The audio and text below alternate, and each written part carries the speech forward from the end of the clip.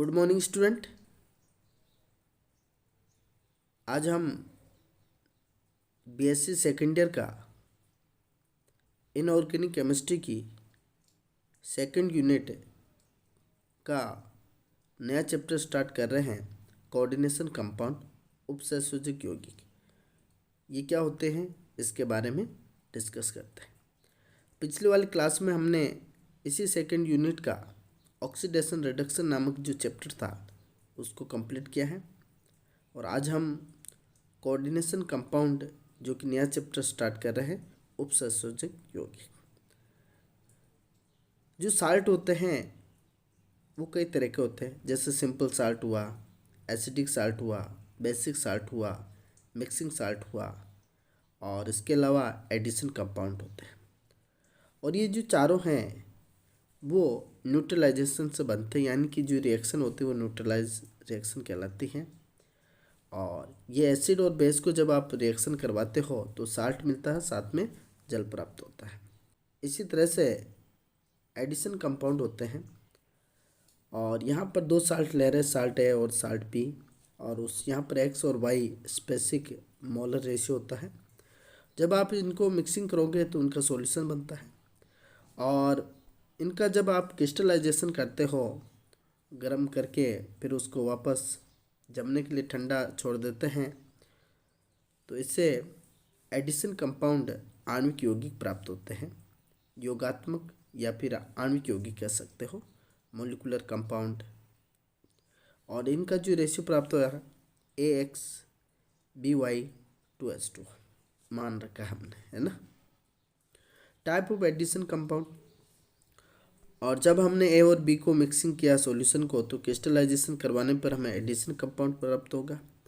और जब आप इसका पानी के अंदर मिलाते हो, डिजोल्व करते हो, तो हमें उनका सॉल्यूशन नए सिरे से वापस प्राप्त होगा। और जब उनका विश्लेषण टेस्ट करते हो, एनालिटिकल टेस्ट करते हो, तो उस स्थिति में आपको दो स्थिति प्राप्त होती हैं। एक तो जिन जिन आयनों से मिलकर बना है वो कंपाउंड, उन सभी आयनों का अगर टेस्ट देता है तो उन्हें हम डबल साइड कहेंगे। और ऐसा जो कंपाउंड है जिन जिन आयनों से या जिन जिन पदार्थों से मिलकर बना है और वो उन सभी जो तत्व हैं उनका अगर टेस्ट नहीं दे रहा है तो उन्हें हम कोऑर्डिनेशन कंपाउंड कहेंगे। तो इस तरह से दो बातें निकल कर आती हैं। जो एडिशन कंपाउंड होते हैं वो दो तरह से हो सकते हैं, या तो डबल साल्ट हो सकते हैं या फिर कोऑर्डिनेशन कंपाउंड हो सकते हैं। डबल साल्ट द्विक लवण, ये साल्ट उन सभी आयनों का टेस्ट देता है जिनसे ये मिलकर बने होते हैं, जैसे फिटकरी हुआ, कार्नेलाइट हुआ, मोर साल्ट हुआ। और ये इनके सूत्र हैं K2SO4 Al2SO4 324H2O, जिसको हम फिटकरी के नाम से जानते हैं, पोटासेलम। इसी तरह से कार्नेलाइट KCl MgCl2 6H2O और मोर साल्ट होते हैं। और ये जिन जिन आयनों से मिलकर बने होते हैं उन सभी आयनों का ये टेस्ट देते हैं, तो ये डबल साल्ट होते हैं। इसी तरह से कोऑर्डिनेशन कंपाउंड, ये यौगिक उन सभी आयनों का टेस्ट नहीं देते हैं जिनसे ये मिलकर बने होते हैं। जैसे यहाँ पर ये एक कोऑर्डिनेशन कंपाउंड है, इसमें कॉपर और सेंट्रल मेटल प्रेजेंट है, अमोनियम आयन है और सल्फेट है ना। जब आप इनका टेस्ट करने जाओगे तो आपको केवल इन दो आयनों का टेस्ट देखने को मिलता है। प्रेजेंट कितने, तीन है, लेकिन आपको दो का ही टेस्ट देखने को मिलता है। एक तो जो बाहर की तरफ काउंटर आयन है और ये कोऑर्डिनेशन आयन है, उन दोनों का ही टेस्ट आपको देखने को मिलता है। इसी तरह से ये वाले कंपाउंड है जो कि सारे के सारे क्या है, कोऑर्डिनेशन कंपाउंड होते हैं। यहाँ पर एक कोऑर्डिनेशन कंपाउंड दे रखा है। कॉपर यहाँ पर सेंट्रल एटम का काम कर रहा है और अमोनिया यहाँ पर लिगेंड का काम कर रहा है और सल्फेट आयन यहाँ पर काउंटर आयन है। ठीक, तो जो कॉपर होता है वो सेंट्रल मेटल आयन और इसके अंदर वैकेंट ऑर्बिटल प्रेजेंट होते हैं, और वैकेंट डी ऑर्बिटल प्रेजेंट होने की वजह से ये इलेक्ट्रॉन को गेन कर सकता है, इसलिए इनको हम लुईस एसिड कहेंगे। और जो लिगेंड होते हैं वो इलेक्ट्रॉन डोनेट करने का काम करेंगे, इसके पास लोन पेयर प्रेजेंट होंगे और वो क्या कर सकता है, इस सेंट्रल मेटल को ये इलेक्ट्रॉन देने का काम करेगा। इस तरह से कोऑर्डिनेशन बॉन्ड का फॉर्मेशन होता है। तो यहाँ पर हमने कोऑर्डिनेशन बॉन्ड बता रखे हैं। यहाँ पर जो कॉपर आयन है वो सेंट्रल एटम का काम कर रहा है। तो यहाँ पर देखो इसके पास वैकेंट डी ऑर्बिटल है और इस वजह से ये इलेक्ट्रॉन की इनके पास में कमी देखने को मिलती है, यानी कि इलेक्ट्रॉन को गेन कर सकता है। इस स्थिति में इसको इलेक्ट्रॉन डेफिशिएंट स्पीशीज कहते हैं, इलेक्ट्रॉन न्यून प्रजाति कहते हैं। और ये इलेक्ट्रॉन स्नेह की भांति काम करेगा क्योंकि ये इलेक्ट्रॉन से प्रेम करता है, यानी कि इलेक्ट्रॉन चाहता है, इसलिए इसको हम इलेक्ट्रोफाइल कहेंगे। और जो इलेक्ट्रॉन गेन कर रहा है इसका मतलब ये क्या है, लुईस एसिड होते हैं। तो यहाँ पर जो सेंट्रल मेटल होता है कोऑर्डिनेशन कंपाउंड के अंदर वो लुईस एसिड का काम करता है। अमोनिया जो कि एक लिगेंड का काम कर रहा है और जिनके पास में इलेक्ट्रॉन यानी कि लोन पेयर प्रेजेंट है या फिर कोई नेगेटिव आयन हो जो इसके पास लोन इलेक्ट्रॉन प्रेजेंट होता है, इलेक्ट्रॉन डेंसिटी प्रेजेंट होती है, तो वो आसानी से दे सकता है। तो यहाँ अमोनिया का एग्जांपल ले रखा है तो इलेक्ट्रॉन रिच स्पीशीज कहेंगे। और जो इलेक्ट्रॉन दे रहा है यानी कि इनके पास इलेक्ट्रॉन की अधिकता है और ये न्यूक्लियोफाइल की भांति काम करते हैं, नाभिक नहीं होता। जहाँ पर इलेक्ट्रॉन की कमी होगी वहाँ पर जाकर ये अपने इलेक्ट्रॉन डोनेट करेगा। और जो इलेक्ट्रॉन पेयर डोनेट करता है उसको हम क्या बोलते हैं, लुईस बेस कहता है। तो यहाँ पर इसको जो लिगेंड यहाँ पर लुईस बेस का काम करता है और इस वजह से तो लिगेंड यहाँ पर इलेक्ट्रॉन दे रहा है सेंट्रल मेटल आयन को। तो जब अपने दोनों ही इलेक्ट्रॉन लिगेंड द्वारा सेंट्रल मेटल आयन को दिए जा रहे हैं तो उस स्थिति में कोऑर्डिनेशन बॉन्ड का निर्माण होता है और इसे हम कोऑर्डिनेशन बॉन्ड कहेंगे, उपसंयोजक बंध कहते हैं। तो आपको ये ध्यान में रखना है कि जो कोऑर्डिनेशन कंपाउंड होते हैं जिसमें सेंट्रल मेटल होता है वो किसका काम करता है, लुईस एसिड का काम करता है। और जो लिगेंड होते हैं वो लुईस बेस का काम करते हैं। अब यहाँ पर कोऑर्डिनेशन कंपाउंड क्या होता है उसके बारे में बात करते हैं।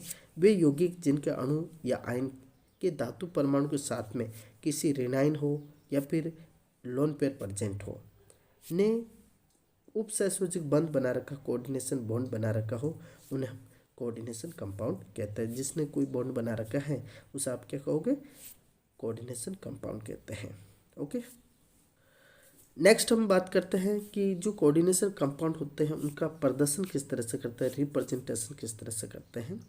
तो यहाँ पर तीन तरह की स्थिति बन सकती है कि जो कोऑर्डिनेशन एंटिटी होती है उसके ऊपर पॉजिटिव आवेश हो, जिसे हम कैटायनिक कॉम्प्लेक्स कहेंगे, धनायन संकुल कहेंगे। और अगर इसके ऊपर नेगेटिव कोऑर्डिनेशन एंटिटी पर नेगेटिव आवेश है तो उसे एनायनिक कॉम्प्लेक्स कहेंगे।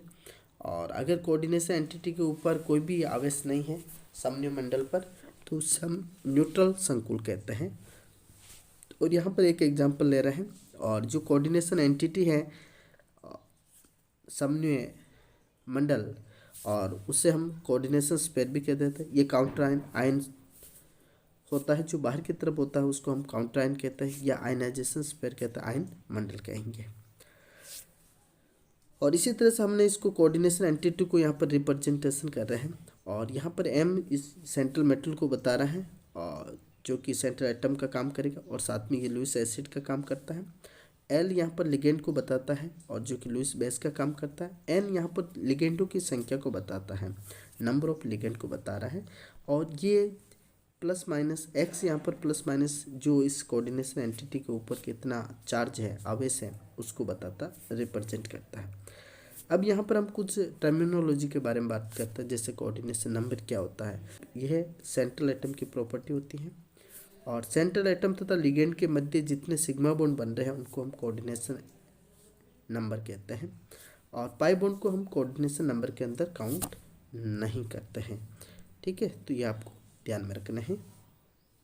तो यहाँ पर देखो कि ये एग्जांपल दे रखा है और यहाँ इस कंपाउंड के अंदर सेंट्रल एटम कौन है, क्रोमियम है और लिगेंड का काम अमोनिया कर रहा है। और यहाँ पर ये 6 लिगेंड से जुड़ा हुआ है तो यहाँ पर कोऑर्डिनेशन पर इसका 6 हो गया।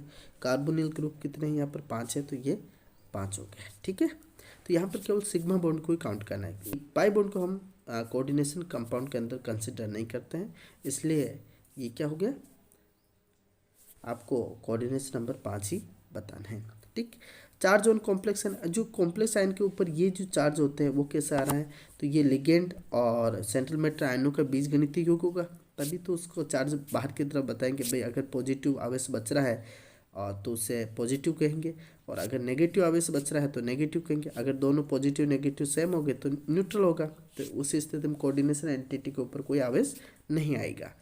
तो चार्ज ऑन कॉम्प्लेक्स आयन, ये सेंट्रल एटम का चार्ज व लिगेंड के चार्ज का बीजीय योग होता है, अलजेब्रिक सम होता है। और यहाँ पर oxidation number of central atom और प्लस माइनस लगाना है, और चार्ज ऑन लिगेंड, और कुल टोटल आपके पास निकल कर आ जाएगा चार्ज ऑन कॉम्प्लेक्स आयन, यहाँ पर आप लिखते हैं। कोऑर्डिनेशन पॉलीहेड्रा क्या होता है, बहुफलकी क्या होता है, तो उपसंयोजक बहुफलकी क्या होता है, उसके बारे में बात करते हैं। कोऑर्डिनेशन एंटिटी में जो ये सेंट्रल एटम है और ये लिगेंड है, अब ये लिगेंड इस सेंट्रल मेटल एटम को इस कोऑर्डिनेशन एंटिटी के अंदर किस तरह से घेर रखा है, उसी को आप क्या कहोगे, कोऑर्डिनेशन पॉलीहेड्रा कहते हैं, और 3D विन्यास में देखना है। तो कोऑर्डिनेशन एंटिटी में सेंट्रल एटम के चारों ओर उपस्थित लिगेंडों का 3D विन्यासी क्या कहलाता है, कोऑर्डिनेशन पॉलीहेड्रा कहलाता है। ये पर अगर दो लिगेंडों ने इस तरह से घेर रखा तो लीनियर स्ट्रक्चर बन जाएगी, अगर तीन ने घेर रखा तो ट्राइगोनल स्ट्रक्चर बन जाएगी, और टेट्राहेड्रल चतुष्फल के स्क्वायर प्लेनर वर्ग समतलीय और स्क्वायर पिरामिडल स्ट्रक्चर बन जाएगी, है ना। ऑक्टाहेड्रल, अगर 6 लिगेंडों ने घेर रखा है तो ऑक्टाहेड्रल स्ट्रक्चर यहाँ पर आपको देखने को मिल सकती है। आगे हम देखते हैं वर्नर थ्योरी क्या होती है, और ये वर्नर थ्योरी जब इलेक्ट्रॉन की खोज नहीं हुई थी उससे पहले दी गई है, वर्नर ने दी थी, इसलिए हम कोऑर्डिनेशन जो कंपाउंड होते हैं उनके फादर किसको बोलते हैं, वर्नर को बोलते हैं। तो यहाँ पर लिखा हुआ फादर ऑफ कोऑर्डिनेशन कंपाउंड कौन है, तो वर्नर है। और ये थ्योरी जो इलेक्ट्रॉन की खोज से पहले दी गई थी, जब इलेक्ट्रॉन की खोज ही नहीं हुई थी। और यहाँ पर दो संयोजकता, दो वैलेंसी की बात करते हैं, तो प्राइमरी वैलेंसी होती है, प्राथमिक संयोजकता होती है, दूसरी सेकेंडरी वैलेंसी होती है, सेकेंडरी संयोजकता होती है। अब यहाँ पर दोनों में डिफरेंस क्या है उसके बारे में आपको बात करनी है। यहाँ पर दोनों में डिफरेंस क्या है उसके बारे में आपको बात करनी है। ये जो प्राइमरी वैलेंसी होती हैं वो धातु के ऑक्सीडेशन स्टेट को बताएगा, जबकि सेकेंडरी वैलेंसी या आयन के कोऑर्डिनेशन नंबर को बताता है। और ये जो प्राइमरी वैलेंसी होती है वो आयनाइजेबल होती है, जबकि सेकेंडरी वैलेंसी नॉन आयनाइजेबल होती है। और प्राइमरी वैलेंसी पर नेगेटिव आवेश से ये संतुष्ट होगी, जबकि सेकेंडरी जो वैलेंसी होती है वो नेगेटिव और न्यूट्रल आवेश से पॉजिटिव से संतुष्ट होती है।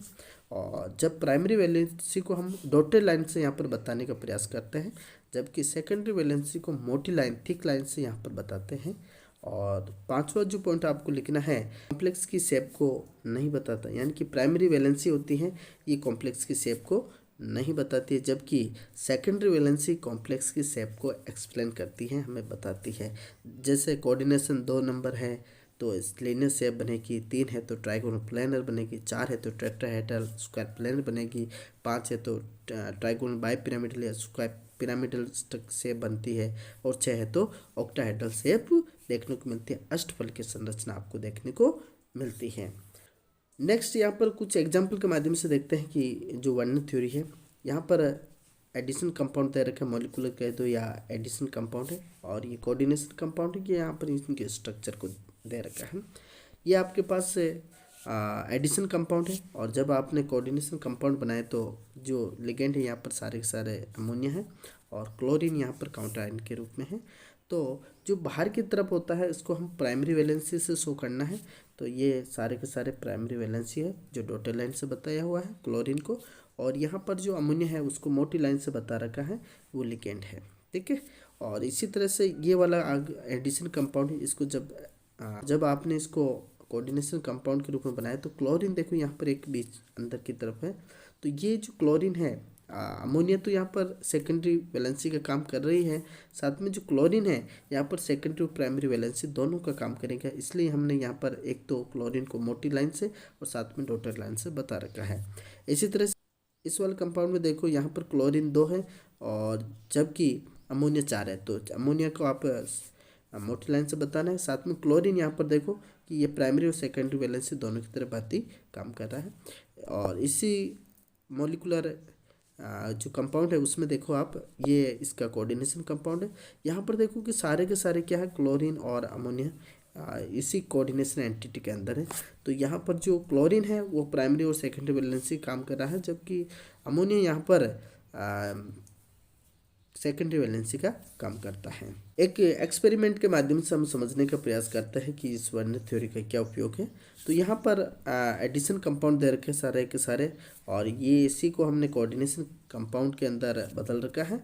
और यहाँ पर देखो कि ये जब इसको इस मॉलिक्यूलर कंपाउंड का जब आप कोऑर्डिनेशन कंपाउंड में बदलते हो तो उस स्थिति में इसका जो CO NH3 6 और यहाँ पर बाहर की तरफ काउंटर आयन के रूप में 3 क्लोरीन लगा हुआ है। तो जब आप इसका एनालिटिकल टेस्ट करते हो तो 3 तो क्लोरीन का टेस्ट देगा और 1 कोऑर्डिनेशन एंटिटी का देगा। जब ये आयनों के रूप में टूटेगा तो ये 4 आयनों के रूप में टूटता है, और ये वाला कंपाउंड 2 आयनों के रूप में टूटेगा, और ये 3 और ये 1 के रूप में टूटता है। ठीक, तो यहाँ पर ये जो आयन है वो 4 3 2 1 के रूप में टूटते हैं। और इस यहाँ पर देखो क्लोरीन के आयन कितने हैं, 3 2 1, और ये लास्ट वाले जो कंपाउंड है उसमें 0 आएगा। और जब आप इसका सिल्वर नाइट्रेट के साथ में रिएक्शन करवाते हो तो इनका सिल्वर क्लोराइड की पीपीटी हमें देखने को मिलती है। तो फर्स्ट वाले जो कंपाउंड है उनके साथ में रिएक्शन कराओगे तो आपको 3 मोल AgCl मिलेगा, जबकि सेकंड वाले के साथ रिएक्शन कराओगे तो आपको 2 मोल AgCl मिलेगा, और थर्ड वाले के साथ रिएक्शन कराओगे तो 1 मोल AgCl मिलेगा, और फोर्थ के साथ रिएक्शन कराओगे तो यहाँ पर कोई भी काउंटर आयन के रूप में बाहर की तरफ कोई क्लोरीन नहीं है, इसलिए यहाँ पर आपको कोई क्लोरीन AgCl प्राप्त नहीं होने वाला। अब जो इसकी चालकता को भी हम देखते हैं तो चालकता किस पर डिपेंड करती है, आयनों की संख्या पर डिपेंड करती है। यहाँ पर देखो कि यहाँ इस वाले में पहले वाले में 4 आयन है, जबकि दूसरे में 3 है, और तीसरे में 2 है, चौथे में 1 है। तो यहाँ पर ये जो चालकता होती है, मोलर चालकता, वो आयनों की संख्या पर डिपेंड करती है। तो ऊपर से नीचे की तरफ आ रहे हैं तो यहाँ पर आयनों की चालकता क्या हो रही है, घट रही है। तो इस स्थिति में इनकी चालकता क्या होती है, घटती है। तो ये जो चालकता होती है किस पर डिपेंड करती है, जो आयनों की संख्या पर डिपेंड करती है। और अगर जो कंपाउंड दे रखा है और उसके अंदर आयनों की संख्या सेम हो जाए तो उस स्थिति में आपको चार्ज देखना है। अगर चार्ज ज़्यादा है तो उस स्थिति में क्या होगा, यह आयन भी ज़्यादा चार्ज जितना बढ़ेगा उस स्थिति में करंट भी ज़्यादा फ्लो होगा। तो यहाँ पर एक एग्जाम्पल के माध्यम से दे रखा है, और ये सारे 3 कंपाउंड है, और उसमें से देखो ये पहले वाले के पास में आयन की बात करोगे तो ये और ये 2 आयन ही टूटेंगे, और इस तरह से 2 आयन सब में रहेंगे। लेकिन चार्ज की बात करो तो पहले वाले कंपाउंड के अंदर +1 चार्ज और काउंटर आयन में -1 है। दूसरे के अंदर जो सेंट्रल मेटल है उस पर +2 चार्ज है, तो सल्फेट का -2 होता है। और इस तरह से इनके चार्ज क्या हो रहे हैं, और यहाँ पर फॉस्फेट आयन है तो यहाँ पर क्या है, इनके चार्ज बढ़ रहे हैं। तो जब चार्ज बढ़ता है तो उस स्थिति में इसकी मोलर चालकता भी क्या होती है, बढ़ती है। तो आपको ये ध्यान में रखना है कि जो मोलर चालकता होती है वो किस पर डिपेंड करती है, आयनों की संख्या पर डिपेंड करती है। अगर आयनों की संख्या सेम हो जाए तो उस स्थिति में आपको चार्ज देखना है, और चार्ज बढ़ेगा तो मोलर चालकता बढ़ती है। नेक्स्ट पॉइंट बात करते हैं हम, किलेटीकरण क्या होता है, किलेशन, किलेटिंग लिगेंड, और किलेटरिंग क्या होती है। जब एक ही लिगेंड द्वारा उसके सेंट्रल मेटल परमाणु को एक से अधिक कोऑर्डिनेशन बॉन्ड से घेर कर एक चक्रीय संरचना बनाते हैं तो ऐसे जो संकुल बनते हैं उनको किलेट संकुल कहेंगे। और ये जो प्रोसेस होता है उनको हम किलेटीकरण कहते हैं। और जो चक्रीय संरचना होने के कारण जो कॉम्प्लेक्स बन रहे हैं वो ज़्यादा स्थायी होते हैं। ठीक है, तो यहाँ पर देखो ये सेंट्रल मेटल है, और एमीन समूह यहाँ पर 2 कोऑर्डिनेशन बॉन्ड से यहाँ पर एक रिंग का फॉर्मेशन कर रहे हैं। तो एक रिंग है, और इस वाले कंपाउंड में 2 रिंगे हैं, और इसमें 3 है। जैसे जैसे रिंगों की संख्या बढ़ती है तो वो क्या होगा, उनकी स्टेबिलिटी बढ़ती है। तो यहाँ पर लिखा हुआ है नंबर ऑफ किलेटरिंग इंक्रीज हो रहा है तो स्टेबिलिटी क्या होगा, बढ़ती है कंपाउंड की। ओके, और यहाँ पर एक एग्जाम्पल के माध्यम से आपको समझा रखा है कि यहाँ इस कंपाउंड के अंदर कोई भी सारे के सारे केसेस 6 अमोनिया के लिगेंड है जो कि सिंगल बॉन्ड से जुड़े हुए हैं। ठीक, और जबकि यहाँ पर एथिलीन डायमीन है जो कि किलेटरिंग का फॉर्मेशन कर रहा है। तो जिस कंपाउंड के अंदर किलेटरिंग बनते हैं वो ज़्यादा स्टेबल होता है। यहाँ पर एक पॉइंट ध्यान में रखना है कि जो डाइडेंटेड लिगेंड होता है, भिन्न भिन्न धातुओं के साथ में अगर कोऑर्डिनेशन बॉन्ड बना रहे हैं तो उस स्थिति में इनको किलेट के रूप में काउंट नहीं करता है और वहाँ पर किलेटीकरण की क्रिया नहीं होती। यहाँ पर देखो कि ये वाले जो एमीन ग्रुप है, इधर तो CONH3 से जुड़ा हुआ है और आगे देखो ये भी इससे जुड़ा हुआ है, लेकिन ये दोनों कंपाउंड क्या अलग अलग है ना। और यहाँ पर ये कोई रिंग का फॉर्मेशन नहीं कर पा रहा है, तो उस स्थिति में किलेट नहीं होगा। ठीक, यहाँ पर लिखा हुआ कि यदि एक डाइडेंटल लिगेंड भिन्न भिन्न धातु के साथ में कोऑर्डिनेशन बॉन्ड बनाए तो उसे किलेटीकरण नहीं कहेंगे। ठीक है, तो आज के लिए इतना ही काफ़ी। नेक्स्ट अपन अगली क्लास में देखेंगे।